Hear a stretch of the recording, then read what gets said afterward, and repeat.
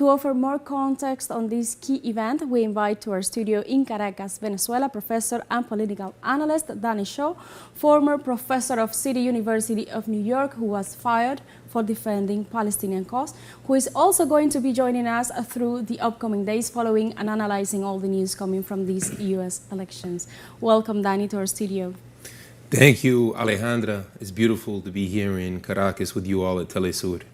We are just 12 hours away from the U.S. general elections. What can we say about who is eligible to vote in the U.S. and also what are the pollings saying or is advancing on this turnout, this year's turnout? As always, they're telling us this is the most urgent election ever. From the Democratic camp, there's a certain existential crisis. At least that's what they're trying to project. They're trying to say that if Trump wins, there may never be another election. They're saying that he represents the greatest threat to American democracy. That, of course, assumes that we have anything remotely close to democracy. And the Republicans, through Trump, are also using their own campaign of hysteria, saying that if Kamala Harris wins, that the border will be porous and the border will open up. And as we heard in the last debate a month ago, Trump's trying to say that hundreds of millions of immigrants will stream across the border. And he went as far as to say that these immigrants would be a threat to Americans and their dogs and kittens and their pets. So it's a lot of fear mongering. I think one of the most important critiques of the Harris campaign is that she's so obsessed with Trump and the fear mongering, we really don't know her proposals. And from both sides, it's pure rhetoric for Kamala Harris to go to Michigan, the state with the most Arabs across the United States, and to now promise a ceasefire deal when the Palestinian people have been subjected not just to 13 months of genocide, but 76 years of genocide. And what has Kamala Harris or any Democrat or any liberal done to try to halt this genocide? So I think there's a lot of hypocrisy, which is really the essence of U.S. democracy. So I think the hypocrisy is emanating from both camps. Yeah.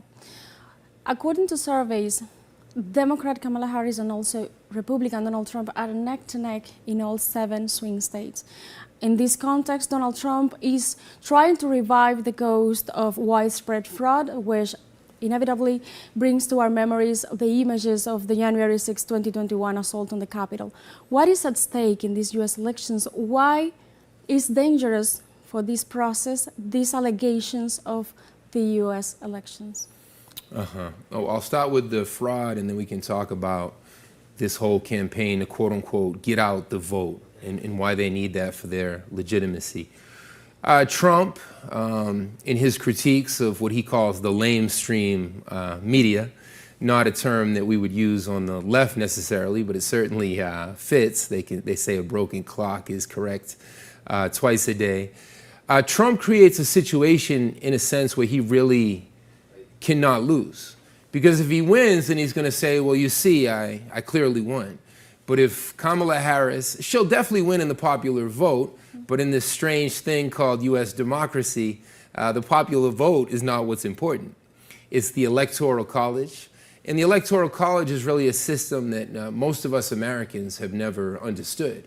So when we're in other countries trying to explain U.S. democracy and the Electoral College, it's almost impossible to even explain. It's something we inherited from 1787 and the legacy of the enslavement of millions of Africans in the United States. And really, it's a shame, it's embarrassing that they continue to try to project that the United States is the greatest democracy in the world when it's not even by popular vote. We saw Hillary Clinton won by 3 million votes. Back in 2016, still she wasn't the president. So what Trump's going to do, if he doesn't win Pennsylvania, if he doesn't win Georgia, he'll scream fraud. Elon Musk, a study just came out that Elon Musk, the feudal owner of Twitter, we live in an age where a feudal king, a billionaire worth $200 billion can just purchase one of the biggest social media apps in the world.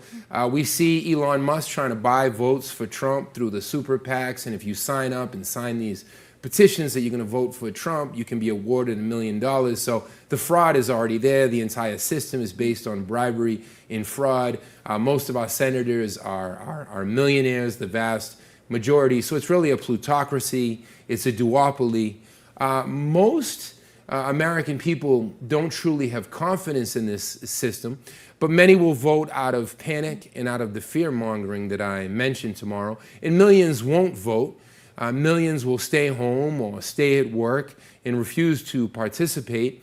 Millions of others can't vote because they have some type of crime in their past or they've gone through the prison system. So I think it's important to recognize around the world the disenfranchisement that so many people in this system suffer through. Tomorrow could top in 2020, 81 million people roughly voted for Biden, 74 million for Trump.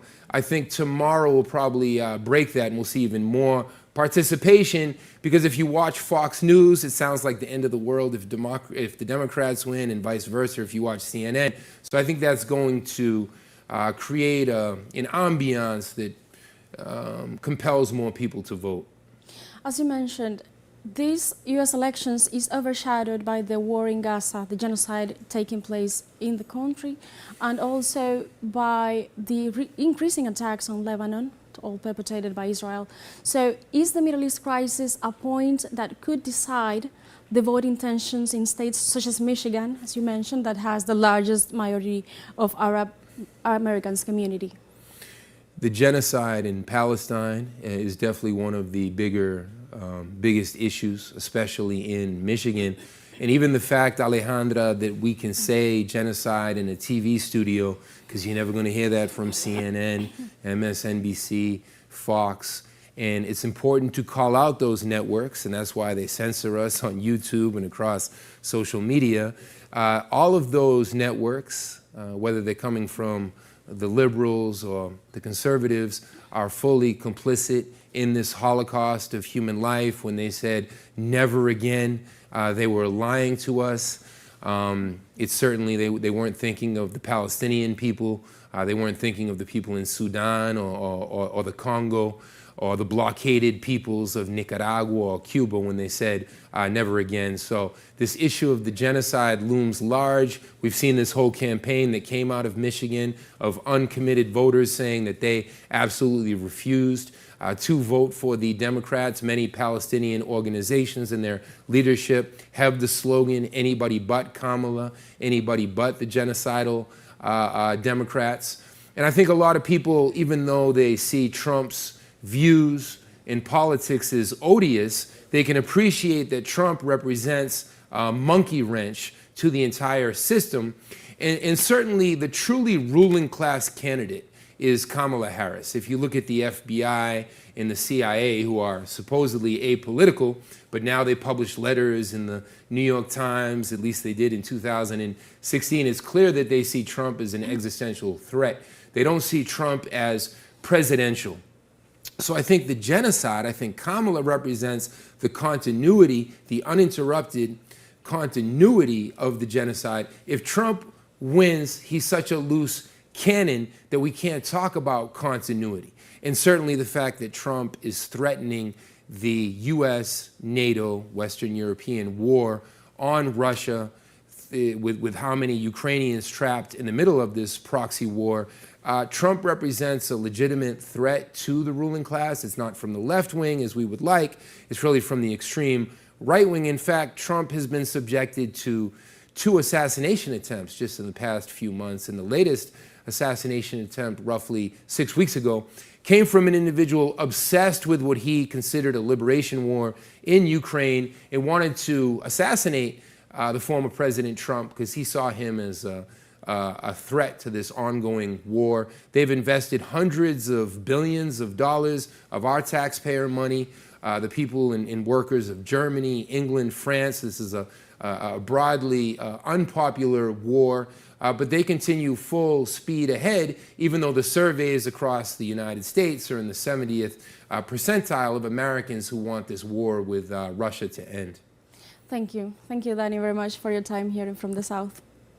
We were talking to our special guest, Danny Shaw, who is going to be joining us here in From the South for the coming days to analyze all the details of these US general elections. We're going to take a short break now, but first, we invite you to follow our special program dedicated to the upcoming US elections only on TeleSUR, today at 9 p.m. local time, Caracas time, at 8 p.m. New York, Havana, and Quito time. We'll be right back. Stay with us.